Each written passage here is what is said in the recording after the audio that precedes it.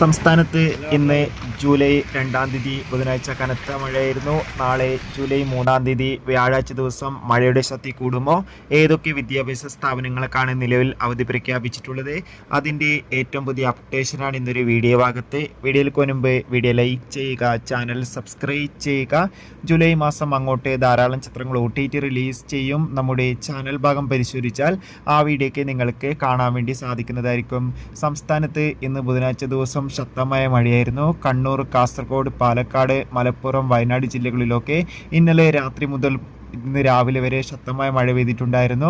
പാലക്കാട്, തൃശ്ശൂർ ജില്ലകളിലൊക്കെ ഇടവിട്ട് മഴയാണ് ഇപ്പോൾ പെയ്യുന്നത്. അതുകൊണ്ട് തന്നെ എല്ലാവരും ജാഗ്രത പാലിക്കുക. അതോടുകൂടി നാളെ പല ജില്ലകളിലും ഇപ്പോഴും ഓറഞ്ച്, യെല്ലോ അലർട്ടാണ് പ്രഖ്യാപിച്ചിട്ടുള്ളത്. അതോടുകൂടി വരും ദിവസങ്ങളിൽ മഴയുടെ ശക്തി കൂടുമെന്നാണ് കാലാവസ്ഥാ നിരീക്ഷണ കേന്ദ്രം അറിയിച്ചിട്ടുള്ളത്. നിലവിൽ ദുരിതാശ്വാസ ക്യാമ്പുകൾ നടക്കുന്ന വിദ്യാഭ്യാസ സ്ഥാപനങ്ങൾക്ക് മാത്രമാണ് ഇതുവരെ അവധി ലഭിച്ചിട്ടുള്ളത്. മറ്റ് വിദ്യാഭ്യാസ സ്ഥാപനങ്ങൾക്ക് അവധി ലഭിച്ചാൽ അറിയിക്കുന്നതായിരിക്കും. കാത്തിരിക്കാം. ബൈ.